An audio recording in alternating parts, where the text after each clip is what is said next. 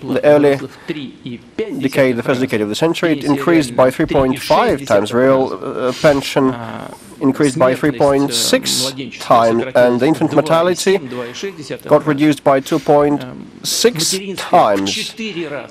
The maternal mortality fell by 4 times. We lost 1 million citizens every year in the past, and we have now turned the tide. Still, we have some issues and problems in this domain, but still we have been able to reverse the tendency. And now we faced 2 troughs, demographic troughs, and we'll take additional steps and measures. I'll mention them in the course of our meeting and conversation. We'll cope with them, I'm sure. Our life expectancy used to be 65 and 3 years. Right now it's almost 73. We used to live in conditions of a civil war for quite some time.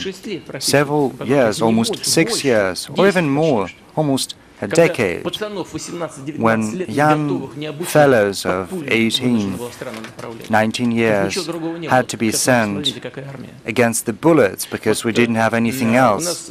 And right now, look at our armed forces.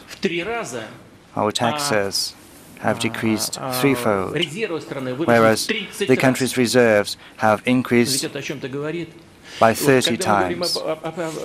And this has to mean something.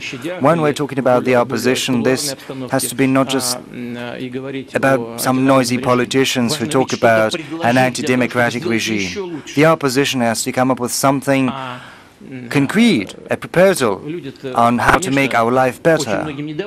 Of course, people are dissatisfied with many things, and indeed it is justified because we could have done better. But when we compare and look at the leaders of the opposition, especially the non-systemic opposition, we have doubts as to any concrete alternatives. I think the most important question of the opposition is how to come up with not a noisy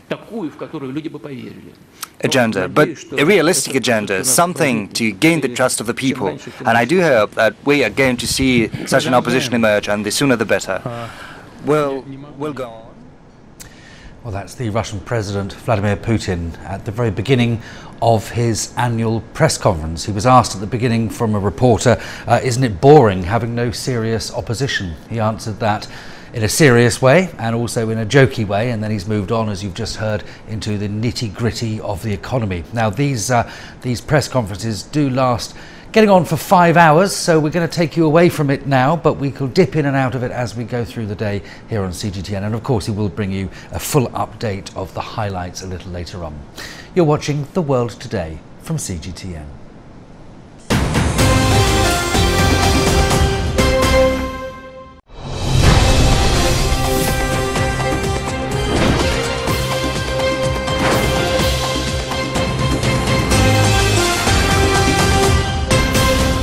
This is CGTN. You're watching CGTN. I'm Jeff Moody, live in Beijing.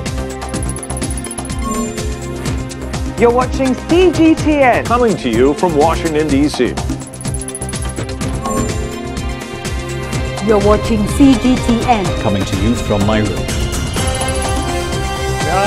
I'm members of the Mark, what can you tell us about events happening there? Politics. This is a pretty picture. I think of the band. second time back over to Beijing. To go after them. It's all about the band. This is CGTN. CGTN. See the difference.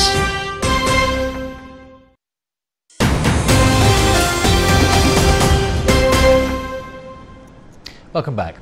South Korean President Moon Jae-in is in China on a 4-day state visit and is expected to meet with the Chinese President Xi Jinping later today. Moon arrived in Beijing on Wednesday and met with the South Korean residents living in the Chinese capital. The president attended a dialogue between Chinese and South Korean entrepreneurs and was also at the China-South Korea Business Forum with the Chinese Vice Premier Zhang Gaoli. In his address to the forum, Moon said he hoped both countries would usher in a new era of economic and trade cooperation. Chinese Foreign Ministry spokesman Lu Kang has said that China and South Korea have historically cooperated with